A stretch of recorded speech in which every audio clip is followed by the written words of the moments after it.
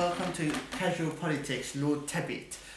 And let me first tell you that this is not your first time. You're a casual guest of Casual Politics, and thank you very much for accepting again my request, and I'm very grateful to you. As you may know, this year marks your 30th anniversary that you left frontline politics to spend more time with your family and of course your wife Margaret. So my first question is, do you miss your time in frontline politics, and do you regret that decision taken back in 14th of June in 1987?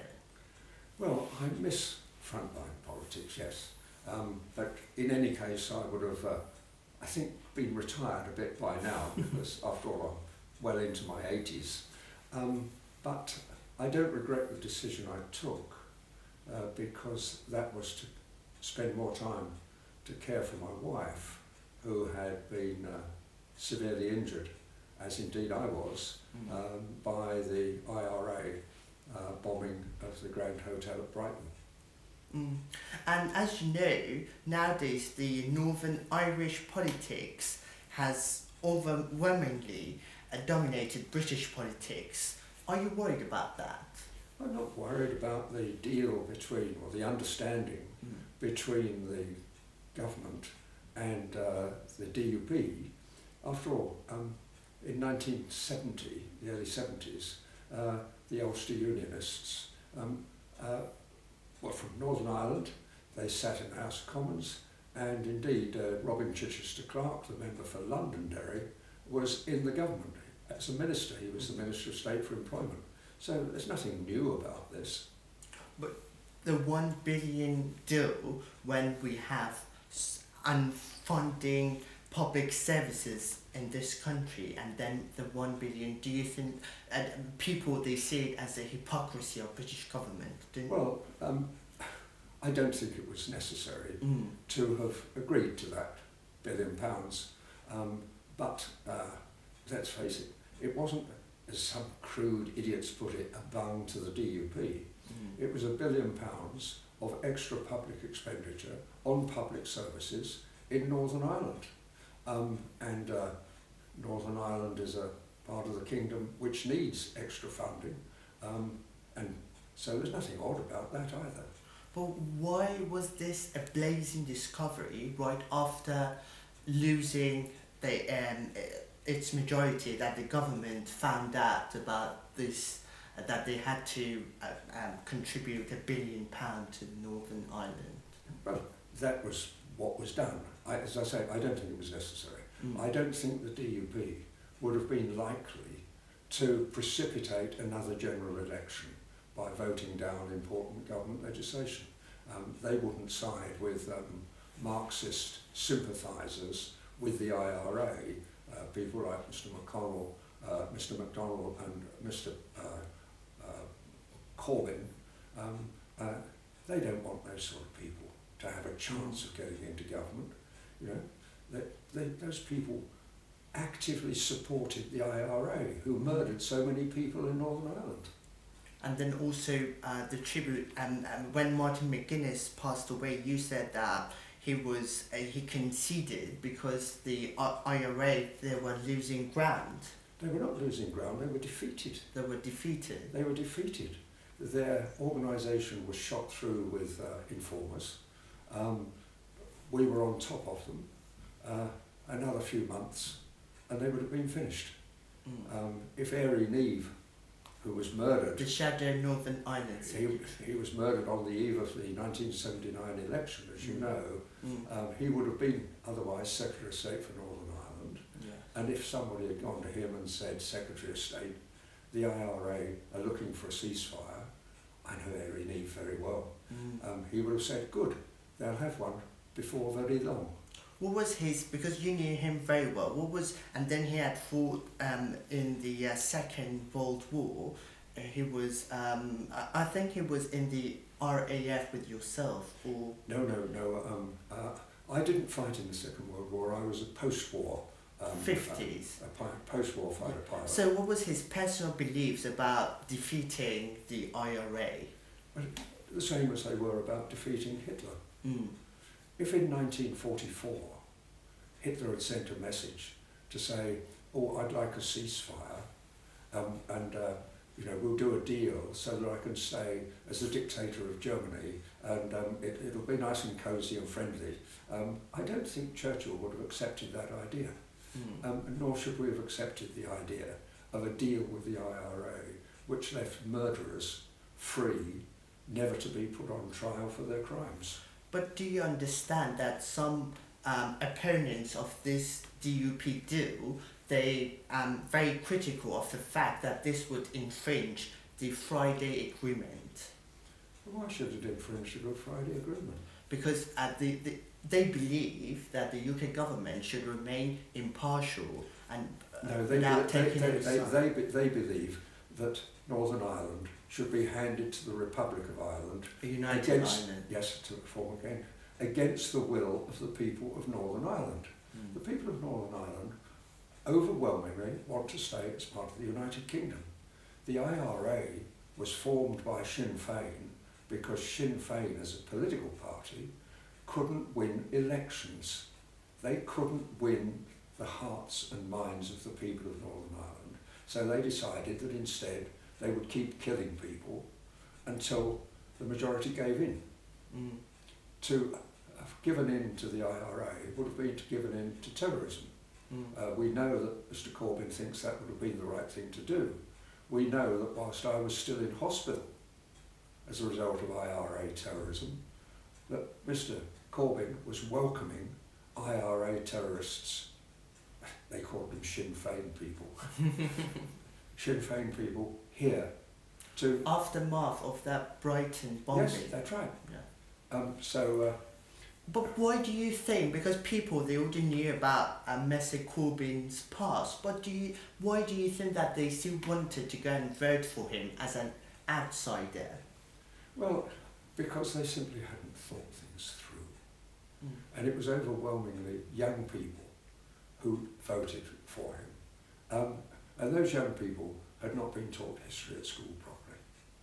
They didn't know the history of the Second World War. Taught young people leaving school. They're very poorly educated in that area. I was much better educated, both at school and at home, when I saw the ceiling come crashing down and the windows come smashing in. The Blitz. The Blitz. The Blitz, yes. So do you think that it's a matter of education that younger people who got, actually it's not like that they haven't gone to university, these people, they're university students, but because Mr. Corbyn, he wants to abolish the tuition fees, that they voted for him, regardless of what they think. He doesn't want to abolish university tuition fees. He wants it to be paid through taxation. He wants to take it off somebody else. Now, I'm not a great fan of university tuition fees, because I think very often young people go to university and they're not taught useful skills. They're taught some stuff like sociology or something of that sort. And then they come out and they look for a job and the employer says, have you got a useful skill? Yes, I did sociology. Yeah, but I'd like something useful, please.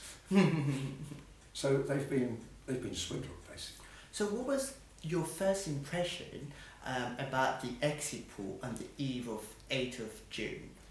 Well, I'm too grown up and have been around too long to believe too much of opinion polls. Also, opinion polls are becoming more and more difficult in this country. In the 70s, the 60s, we were a pretty homogenous population. Now, to get a fair sample of the population, you have to go across a much wider sector of people. You've got to include an appropriate number of all the ethnic and religious minorities which we have in this country, and that's very difficult. You try taking an opinion poll which includes the opinions of Muslim women. An awful lot of them are locked up in their houses and not allowed to come out. But the surprise of this election was that a lot of people who were first-time voters, they wanted to make a change. The election campaign was a very badly organised campaign by the Conservative Party. In what ways? Do you think the manifesto was, because Gerald Corbyn famously called the Labour Party's 1983 the manifesto the longest suicidal note in history? Yes, indeed. So do you think that you did the same? I think partly, but look, Mrs May said she was going to have an election, and a few weeks into that period, about 3 weeks into that period, we had the local government elections. Overwhelmingly, across the country, huge wins for the Conservatives. Even the by-elections? The local elections. Yes, but by-elections before that, they won it from Labour as well. Yes, and you see, but at that time, the local elections were fought by Conservative councillors who were talking about what their Conservative council had done. And they were talking about, also in other areas, what Labour councils had done. And everybody knew the difference. The rates were going up in the Labour councils, the standard of the services were going down. The contrary was true in the Tory councils. So they voted for those people. Now Mrs May, foolishly, having said she'd have a snap election, didn't have a snap election. It was a long, drawn-out struggle that went on and on for weeks. That was an error. And she didn't fight it, you know, as the Conservative government. She fought it as Mrs May. Presidential election. That's right. And people didn't like that. That's not the as way. Hillary Clinton did it in Yes. the US. Yes, well, Hillary Clinton is a rather bad example, isn't she? In every respect.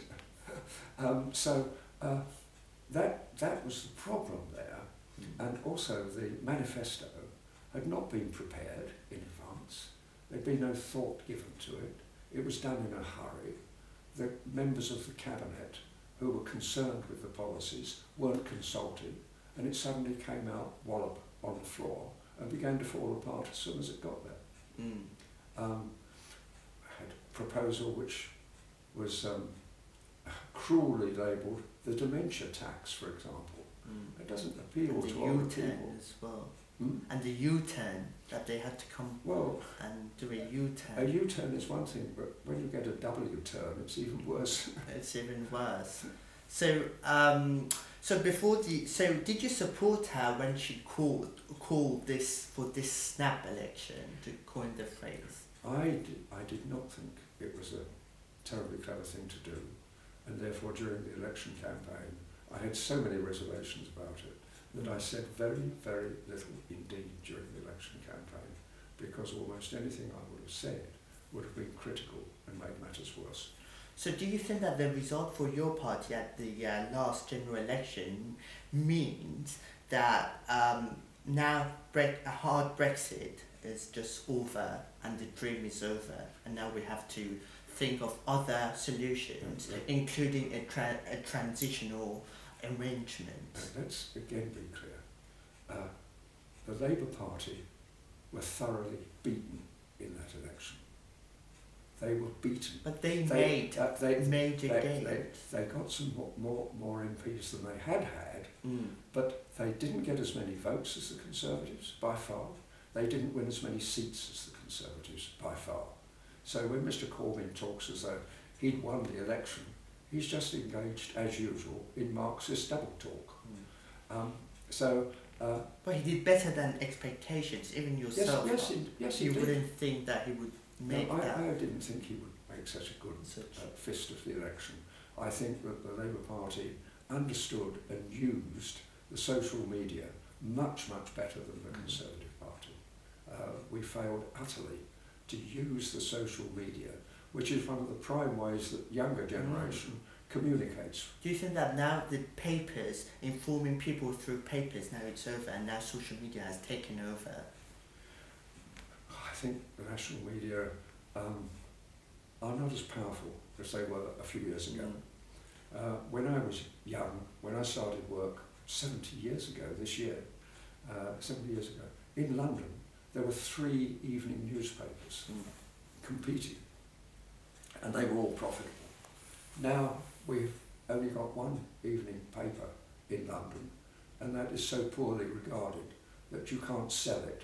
The only way you can get people to read it is by giving it away. Mm. So do you think that this election marked like a blow to Murdoch and then people like him Oh, who dominated British politics for some time? I think Murdoch didn't dominate British But politics. but we do remember back in 1992 was the Sun's headline which cost Mr. Kinnock the election. Yeah, they said it was the Sun what won it. Well, actually, I think that it may have For the been Conservative it may have Party. been the Conservative Party's campaign which won it, but Yeah. you can't help the media overstating its case at times, can you? And I don't blame them for that. But we have to concentrate now on the world as it is, and whilst it's helpful to have support in the media, it's not as important as it was. After all, now there was a newspaper that was called The Independent. No longer published. You can't buy it. It's only on the internet. It's only online.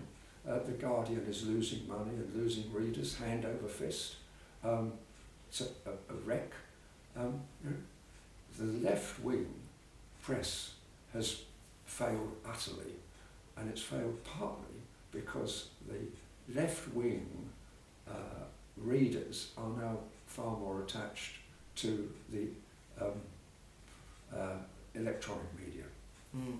But don't you think that this is the way that they operating, that people were against it? It's not that against like the Guardian or Independent or Daily Telegraph, but all these papers that were against Mr. Corbyn's leadership of the Labour Party, and then regardless of whether they were right wing or left wing, so this was a blow to them. Yes, and after all, it was a huge blow to the Labour members of Parliament, Mm. the great majority of whom detested, loathed Mr. Corbyn and his politics. So the Labour Party has a problem in that an awful lot of Labour MPs are sitting in the House of Commons. They are there because of the Labour Party's mastery of the election techniques of this election. They're not there because they believe in Mr. Corbyn. Mm. But because before the election you wrote an article and then you advised Theresa May to, like Mrs. Thatcher, to go for the common ground rather than the centre ground. And don't you think that Jeremy Corbyn took your advice rather than Theresa May? I think he may have done so. He downplayed his belief in Marx and Das Kapital. Less ideological. He Yes, became less that's ideological right. as time went by. And emphasised all other sorts of aspects. But, I can't think of many countries which in a free election has voted Marxist. Mm. Well, but we have had socialist governments in France, lately in Spain, in Greece, in Italy. Yes. So what's the future for your party? Do you think that how long Theresa May, to coin George Osborne's phrase, that she's the dead walking woman, how long would she last for? Well, Mr. Osborne's words came from the political grave. They were the words of one who was dead and buried. So we have to account for that. I think he was looking for company in the political grave. And he found it. I think that what is important now is that we get on with the business of Brexit. To do that, I think that it puts an additional, very heavy load on the Prime Minister. Forget the name of the Prime Minister, but the Prime Minister. And therefore, we need to look at the structure of the Cabinet and how these things are managed. You know, when we had a short-term but desperately important emergency of the Falklands War, it was clear that the whole Cabinet couldn't be involved in that because, after all, too many people to make quick decisions. And in those days, there were only 21 of us in the Cabinet. And there are now 28. 28, which is far too many. So Mrs Thatcher had a war cabinet which included all those... Chaired by your friend Cecil Parkins. Well, he didn't chair it, but he was a member The chairman. Yeah, And as the chairman. and he was there at my suggestion, and also it didn't include the Chancellor, because he would have been worried about money. And this was not about money, this was about war, this was about liberating people from a fascist dictatorship. And that sort of thing is what we need to do now. But to go back to Brexit, I don't understand all this hard Brexit, soft Brexit, in and out Brexit and things. It's like the cat wondering whether it should go out for a walk or whether it should come indoors, and thinking it can have a compromise with its backside outside the cat flap and its head inside. No, you can't do that. Brexit means that we become an independent nation again, that we make our own laws, that they are enforced through our own court, that we decide who comes here and goes from here, all within our control. And we used to do that, you know. We did it perfectly well. And historically, if you look back, Henry VIII liberated the English Church from the Vatican. Elizabeth I saved Europe from the menace of Philip of Spain. The Duke of Wellington saved Europe from Bonaparte, French dictator. Then Lloyd George and his colleagues in the First World War cabinet, Lord George for what? They saved Europe from the Kaiser and German imperialism. But that's not what he's remembered for, Lord George. Let me finish. Yeah. Churchill and Attlee and Bevin and their colleagues saved Europe from the National Socialist German Workers' Party, led by Herr Hitler. When did the Europeans save us from anything? When did they give us democracy? They never gave us democracy. We made democracy. This was the first democratic country. What have they got to teach us? Now, put all that on one side. Let's say in future that Britain is going to be an independent country in which we make our own laws. Fine. We don't wish to quarrel with people in Europe. We don't want to stop buying French cheese or German motor cars. They don't want to stop buying British exports. The United States has trade with the European Union. Singapore does, India does, all these other countries. What's all about being where we always were?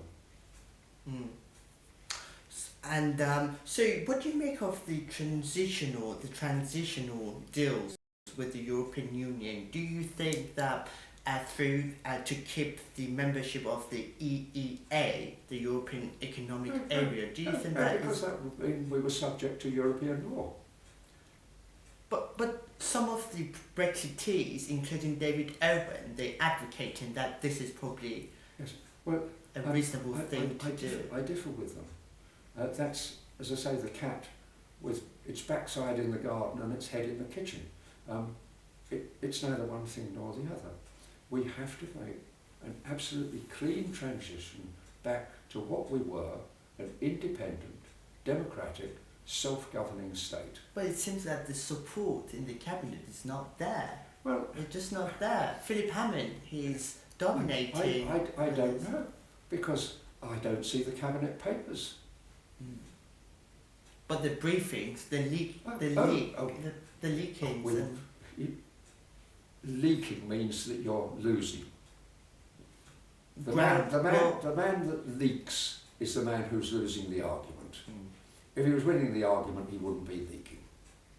So eventually, do you think that by 2019, do you think that we will have, like, let's call it a clean Brexit then? Yeah, we will have Brexit.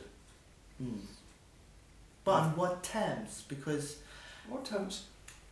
Will we remain a member of the customs union will be leaving the single market by just over the customs union that the government is we'll be just like split. we'll be just like countries like America, Australia, New Zealand, China, and all the others. It's a perfectly ordinary thing. So to remain a member of customs union then? No, it's a perfectly ordinary thing to trade with the European Union countries in exactly the same way as the Americans or the Indians or the Chinese or somebody else does. And do you think that now the support for Brexit is still in the country? Because the general election showed that lots of people that were angry about the way that the government were behaving. Mr Corbyn says he's committed to Brexit. But they're still unclear the Labour Party's position on this. Well, they're still lots unclear. of things are unclear about it. I mean, he may have, as well as in your he may have had party. a call from some of his Marxist friends to tell him how to manage it. But as well as in the Conservative Party, even you, I'm sure that you're not quite sure what the government's position is now, after the election. No, because you don't walk into the procedures under Section 50 laying all your cards out on the table. You wait to hear what they're saying. They might say to us, oh, do please have open access to the single market, but we will not require you to be subjected to the laws made by Brussels and by the European courts. Well, that would be very nice, wouldn't it? I don't think it's very practical. I don't think it's going to happen, because that would mean that to some extent they were being managed by British law, and they don't want that. And during the Article 50 debate in the House of Lords, you made a comment which caused fury and anger on social media when you said that this bill is looking after the foreigners. Actually, it was when they wanted to guarantee the rights of the EU citizens to stay, and then you said... With every respect to you, what I said was that the job of the British government is to look after the British people. It is not the job of the British government to look after the foreigners' interest in advance of that of British people. So therefore, we need to ensure that the British people who are living within the European Union are treated fairly. We can treat the European Union citizens who live here fairly too. But they're main participants, the economy in this country. I'm not suggesting that they don't help the economy in this country. Sorry to interrupt. Sorry, my lord. Can I just get that work? Yeah, sure. Thank you. 1 second.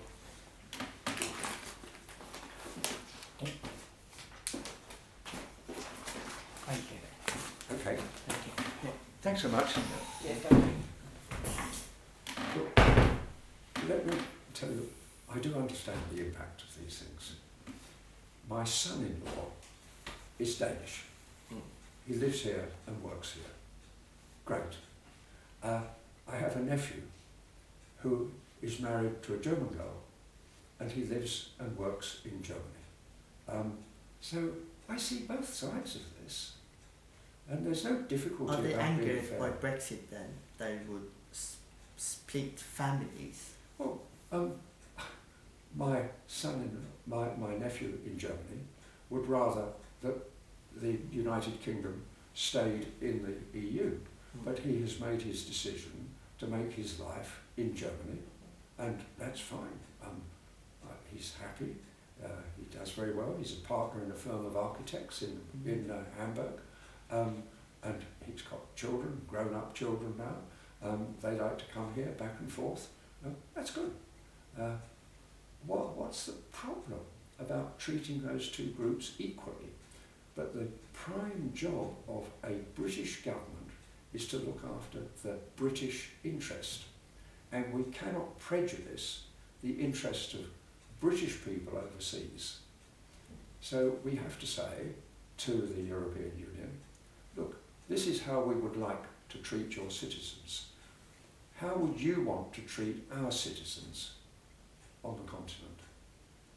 When we've got that on the table, we can say, and the two things go together.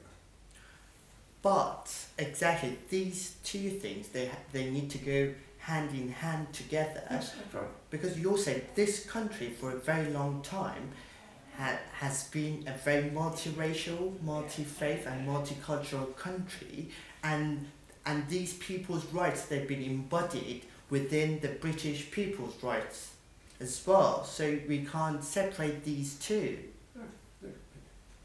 Again, let me be absolutely clear about it. If you live here, you must be governed by British law. End of message. We will treat those people fairly.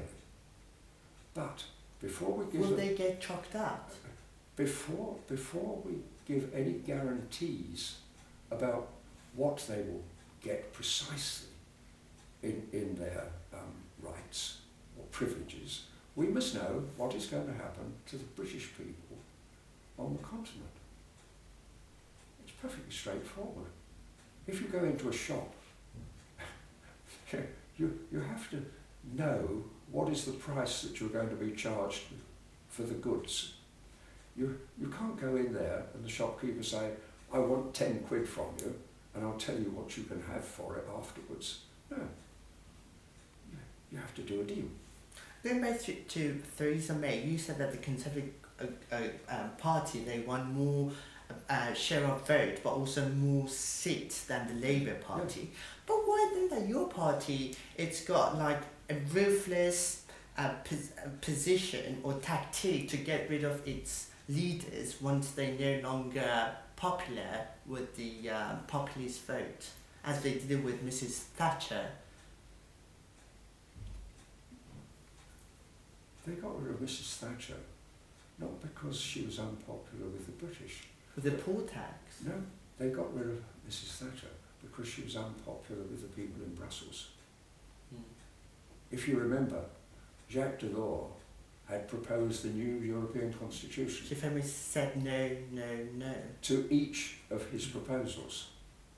That was when the Commission, Brussels organisation, said Thatcher must go, and when Heseltine, who hated her, and what was the other foolish fellow? John Major? No, not John Major. What was his rule? Geoffrey Howe. Geoffrey Howe. Was it a Welsh coup then? No. Geoffrey Howe was put up to it by the EU. Heseltine didn't need to be put up to it anyway, because he loathed her, because she was Prime Minister and he wasn't. And that was what was done to destabilise her and bring her down. Now, I happen to think that, for various reasons, it's almost impossible for a British Prime Minister to remain in office for more than 10 consecutive years. There are all sorts of things that are happening in that time. There are fewer and fewer people on the back benches of her party who are hoping that they're going to get preferment. There are more and more people who've had their chance and have been dropped, and they're angry, and there are more and more who've never had a chance at all. Why didn't you step in then? Because at that moment. Because I had a prior commitment. In 1956, I swore an oath in a church to my wife that we would have and hold each other for our lifetime. I couldn't break that oath. If I'd broken that oath, who would value it? Any other oath which I gave? I would have liked to have been Prime Minister. It would have been great. But also remember another thing about that Prime Minister Thatcher, that after she had been in office for 8 years, not 8 months or anything like that, 8 years, there was a general election. She won more votes at that election than at her first election. After 8 years in office, more British electors voted for her than the first time round. That is a very unusual achievement. When Mr. Blair stood for the third time and won again, he had lost 40% of his support from the first time round. And so what about Theresa May? Do you think how long will she last for, and who will be the right person to succeed her? You said that the younger generation, one of them, needs to take over, either Sajid Javid or Patel, who was a Brexiteer. Well, they were two of the people. There's others like Sajid Javid and others coming for, not Sajid Javid, or yes indeed Sajid Javid, but Dominic Raab, people like that coming forward. The British electorate doesn't know them very well yet, and they're not as experienced as some of the older ones. But I think that probably we need to say to that generation who are at the top now, no, probably not for you. Probably, probably we need to move on a generation.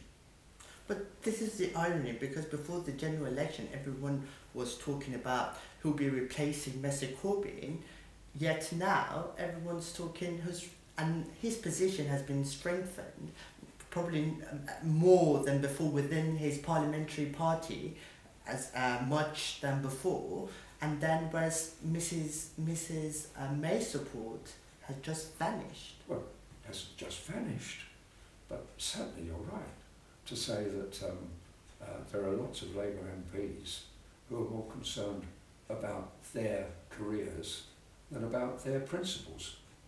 They loathe Corbyn. They do not believe, as the Corbynites do, and as Mr. MacDonald put it, that we shall seize power on the picket lines and on the streets. They don't like that. But they've seen that Corbyn has got a good election system, and so now they're tagging along with him. I have a deep contempt for that. And do you think Theresa May's poll tax moment, it was her response over Grenfell Tower, which was coined as inadequate? Look, the poll tax, community charge, had a very great deal to recommend it. It was a sensible, basic idea. Unfortunately, Mrs. Thatcher made a terrible mistake. She allowed Mr. Chris Patten, to deal with it. But in his memoirs, he's blaming Mrs. Thatcher for not changing her mind. I don't know if you read his memoirs, which got published last. That's retrospect. If he'd said at the time in the cabinet, I would rather resign than take this through because it's a bad idea, I would respect him. But he didn't. He just made an unutterable muck of it. It's as simple as that. He didn't look at the proposal in cabinet committee when he had the chance and say, no, this is not a runner, and convince his friends around the cabinet table of that. He went along with it, and then he made a mess of it. And he blamed not himself, but for the people who had agreed with him that it should be done. Mm. What about Theresa May's response over Grenfell Tower? Oh, look, the Grenfell Tower affair was a terrible tragedy. It's exposed a lot of things that were badly wrong. They were also badly wrong in a dozen other local authorities across the country. That fire could have just as well happened in a Labour-controlled council. I hope that I would have not been such a fool as to go around saying that it was the fault of that Labour council. The council at Kensington and Chelsea were advised by their professional advisors, by the qualified engineers whom they employed, that that was safe and proper way to do it. Those men were wrong. They failed to read the regulations properly. It's as simple as that. Would you understand the public fury over government's handling on this? Well, yes, of course. I would be very angry. And it was very wrong. And also, by the way, it's exposed a lot of other things that were wrong, hasn't it? That a lot of those flats were occupied not by the tenants, the lawful tenants, but the lawful tenants had sublet unlawfully to 3 or 4 families to live in one flat. And they were sitting somewhere else, taking the money in, instead of living in that tower block themselves. There were things like that that need to be exposed and dealt with.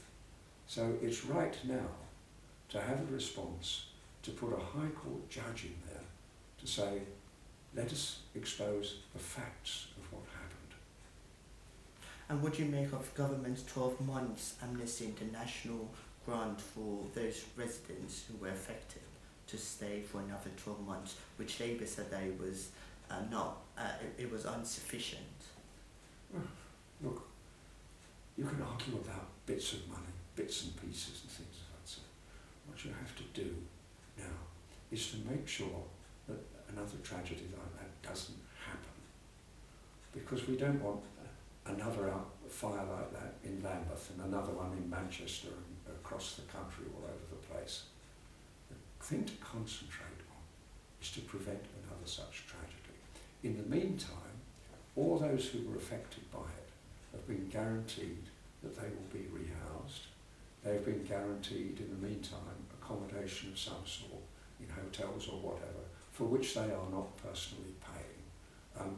So everything that can be done is being done, I think. 2 last questions. The first one is, how do you foresee the future of the United Kingdom within the next 5 years? And are you have you been worried about the events which followed over the past 4 months in this country?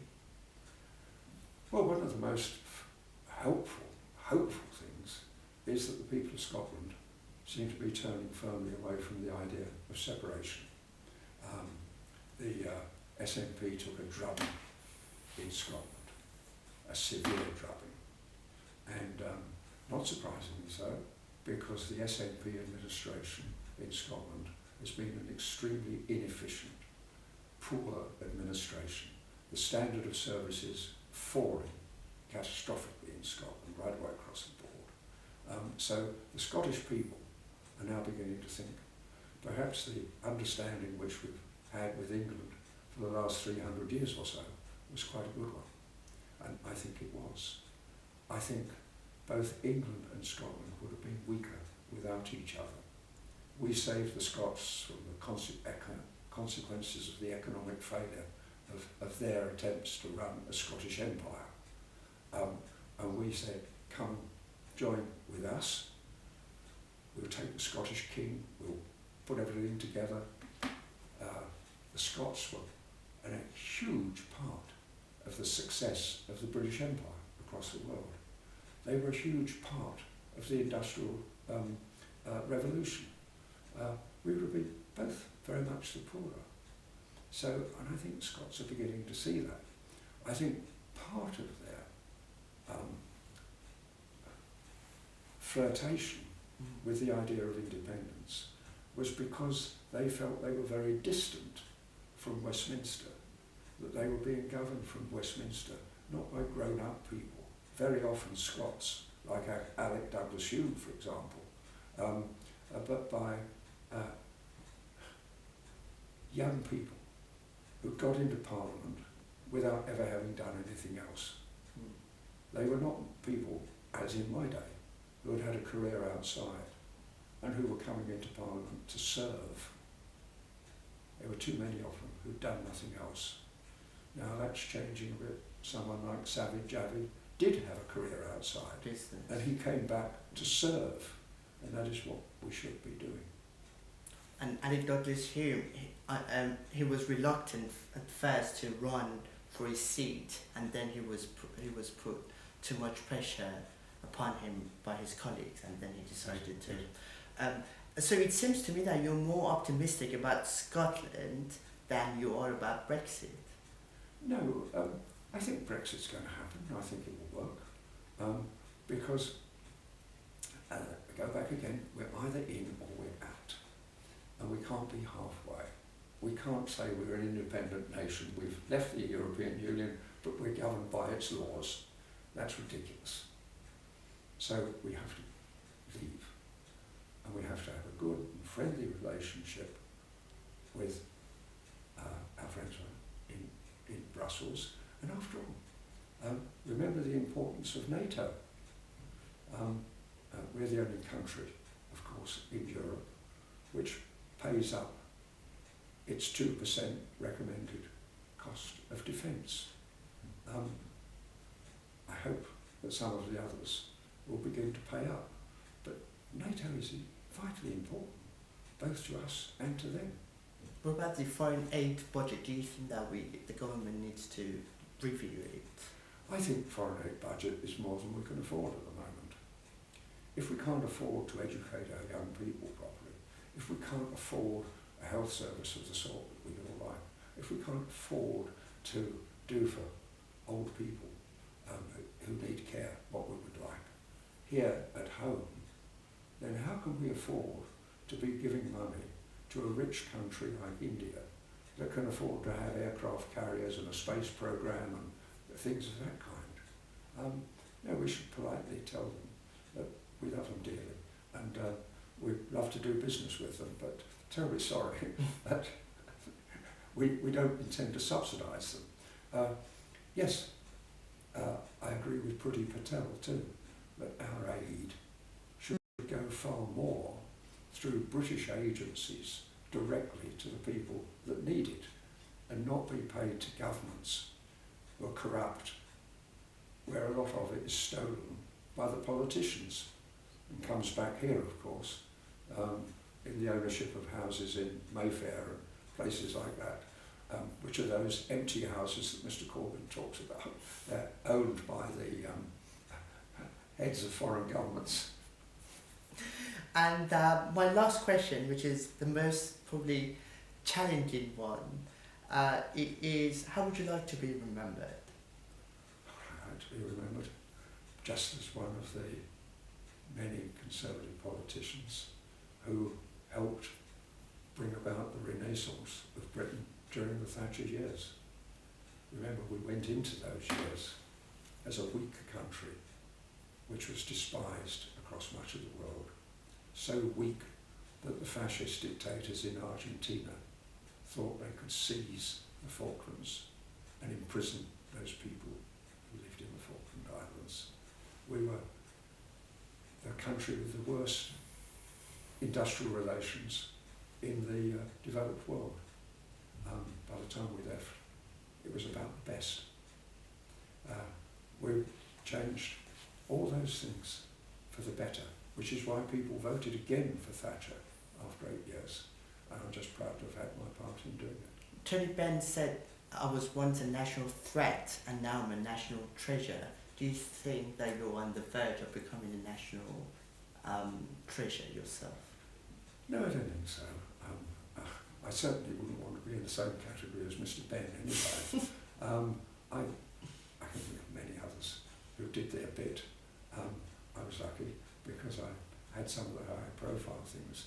I did the change in the employment laws which made those important changes, which you may remember, all the Labour politicians of the time swore that they would repeal when they got into office. They never did. They haven't changed a word of it. Not a word of it, because they know it works. You see, because what I did was I gave trades unionists rights which they had never had before. I gave them the right to elect their own leaders, which they didn't have. One vote, one member? Yes, that's right. I gave them the right to balance. Wasn't that John Smith? No. I gave them the right to have a ballot before a strike. Things of that kind, rights which they had never had before. They would not like to lose those rights. On that note, Lord Tebbit, thank you very much. Thank you very much. Thank you. Now, I hand it over all to you. Yeah, we shall wait and see that.